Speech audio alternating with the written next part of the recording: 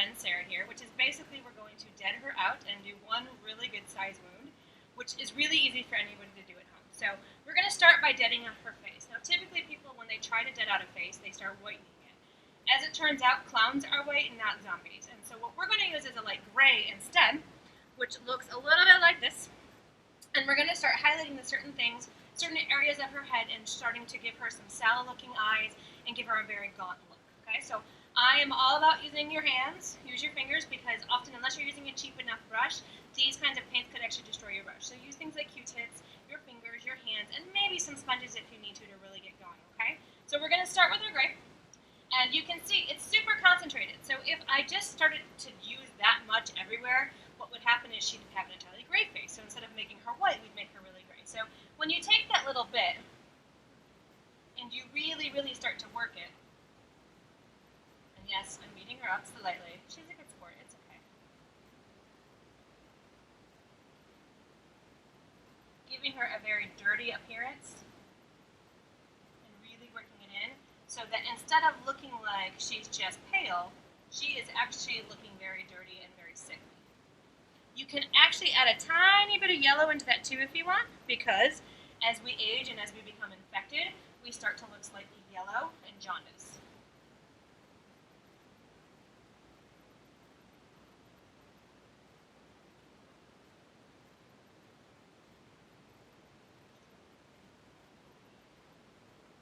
Little bits at a time. A little bit goes a long way.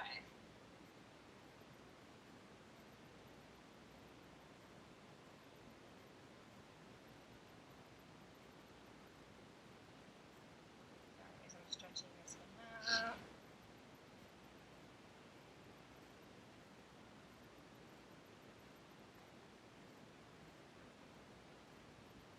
Don't forget lifts. As much as she hates when I paint her lips, it's actually kind of important, because you shouldn't have these nice rosy red lips if you're dead, as it turns out.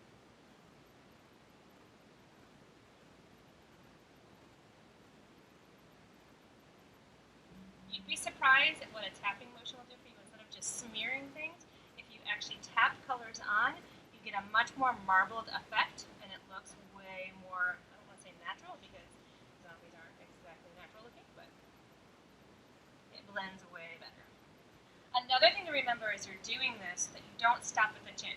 They're not just dead from here up. You need to make sure that you hit things like the neck and the chest area to make sure that the zombie goes all the way through, and that they don't just stop right there and we're done for it. Okay? You've got to make sure that you're following through, because the character does not stop at the jawline. They didn't just die from here up. It's like one of the biggest flaws they do is people, when they're doing zombie makeup, make everything too perfect, or they stop at that jawline and don't continue on with the rest of the body.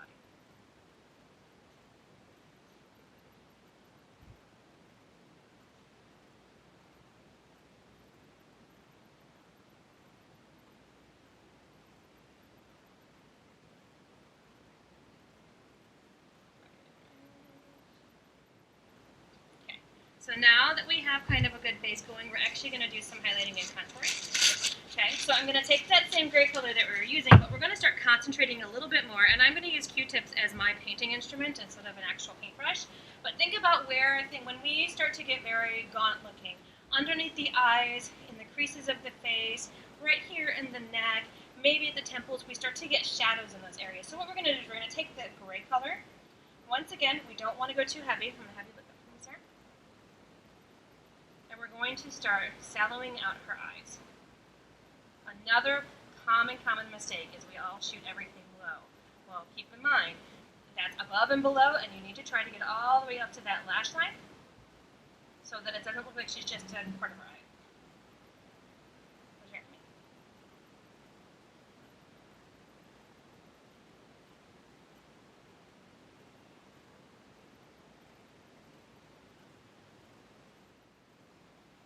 Now you can do this with a couple of things. We're using gray paint today, but you can use some black and whites. You can use whites and then highlight the healthy parts. I mean, there's all sorts of ways you can do this. Whatever you do, you want it to be somewhat blended. You don't want straight lines, okay? And then once again, under these cheekbones, because just like as if she was dead, she would start to lose that meat right under her cheekbone.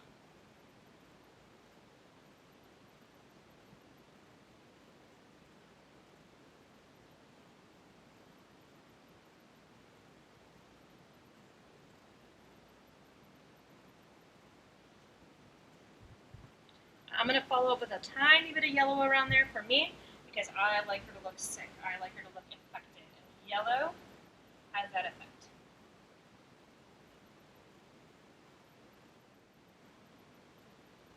Okay, so now we're ready for the gory stuff. One of your biggest tools for this is going to be silly stuff. You're going to use things like toilet paper and oatmeal to actually create a wound. So for Sarah, we're doing a zombie's kiss, which is basically one really good, gory, bloody wound, okay? We're going to focus on one side of the face, but ideally you could do something on the nose, take the entire nose off, part of her mouth off. You can do one whole side of the face. What we're going to do today is we're actually going to take a chunk of her jawline off and make it look like it's peeling off.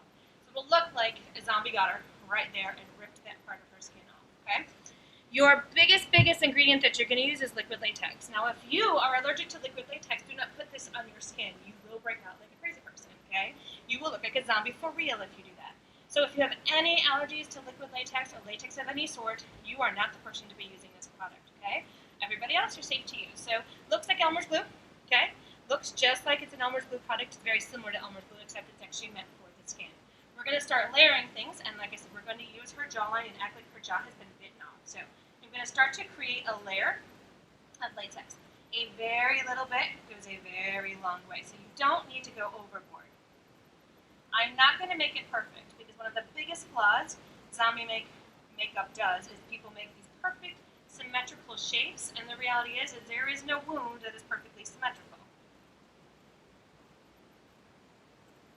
Now, to create the puckered skin, we're going to use toilet paper. The problem with regular toilet paper is it has rough edges. So what we want to make sure we do is rip up those edges. And also, if it's 2-ply, turn it into 1-ply by splitting it apart so that it's a thinner piece to work with, okay? And I'm literally just going to start sticking it on her face. Now, it looks funny, I know. But if you start looking her to the side, if you start looking at her, you'll see it starting to wrinkle.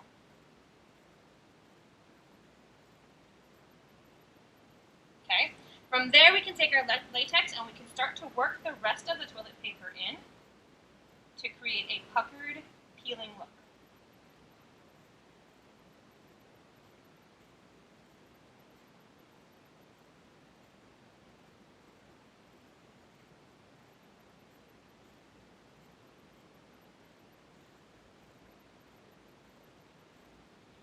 Make sure, as you're applying that latex, you go beyond the toilet paper, because what you don't want, once again, is it to just stop.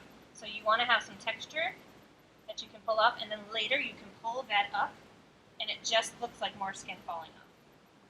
She came today so that she could feel glamorous, can you tell? This long piece right here, I'm actually going to rip. Once we bloody that up, it's going to look like skin falling off.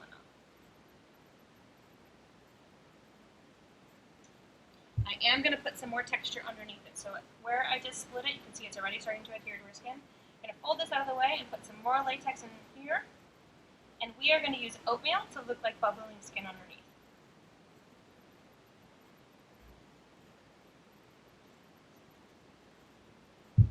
These are just regular rolled oats. Okay, when you take them and you stick them to the skin, at first it looks like that you just put oatmeal stuck to the skin, but the more you layer it full of grease paints and makeup, it's actually going to start to look like your skin is just bubbling.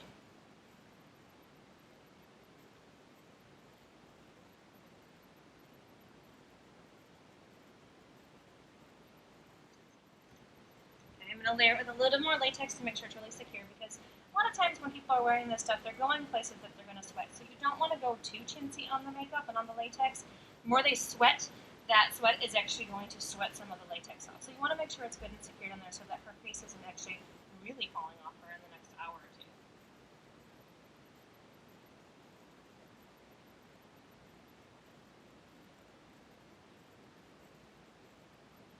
Okay, so now is the boring part. You have to let it dry a little bit. Try to layer paint on that white latex, it's just not going to stick. Okay, so while she's drying, I'm going to start working from the outside in to create a bruise for her. Bruises typically start with some red in the middle, then they go to a purple, then they go to a green, and then they go to that yellow again, that infected looking yellow. So we're going to start with our yellow today because we've got to let this dry a little bit before we can get into the gore of her actual wound. So we're going to start with some yellow, and we're going to start actually way out here, because when you've got a bruise, the further you get away from the actual wound, it starts to fade out more and more into that yellow.